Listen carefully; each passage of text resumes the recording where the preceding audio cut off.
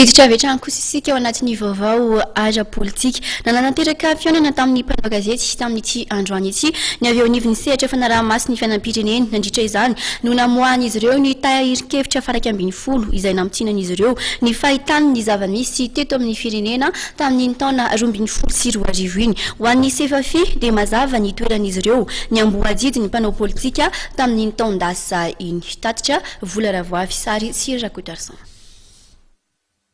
Ny amboadidy ny mpanao politika nandritra ny taona 2024 araka ny fijeriny CFAFI ny fiainam-pireneny. Tsy nahavita ny adidiny tamin'ny famoahana ny firenena tamin'ny krizy ary namplentika ny firenena amin'ny krizy lalina nampahatra ny vahoaka maro anisy izy ireo. Nambaran'ny CFAFI fa ny amboadidy ny mpanao politika tamin'ny fitantanana ny raharaha andavanandro ao anatin'ireo androm-panjakana izay voalaza fa iraisany.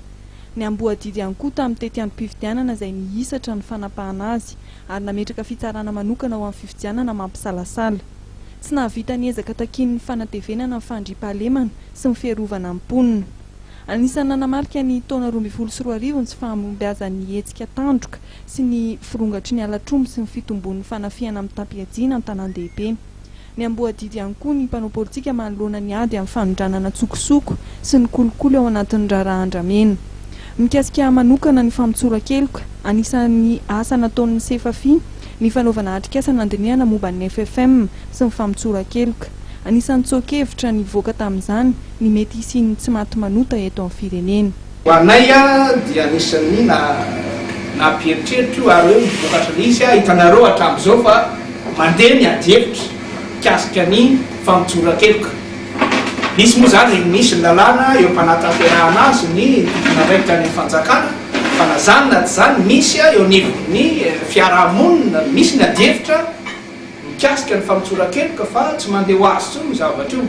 Zay angamba natao hoe anjara brika vitan'ny CFAFI hoe mba nahatonga ny ady-hevitra mikasika an'io satria zava-dehibe loatra io.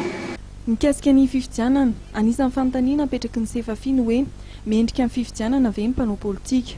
Laza ny CFAFI fa misalasala ary manany mbola teraka krizy vaovao ny fifidianana izay iverina toto-saina ny taona 2024 vokatry ny tsy fahavitan'ny mpanao politika ny adidiny taona 2024.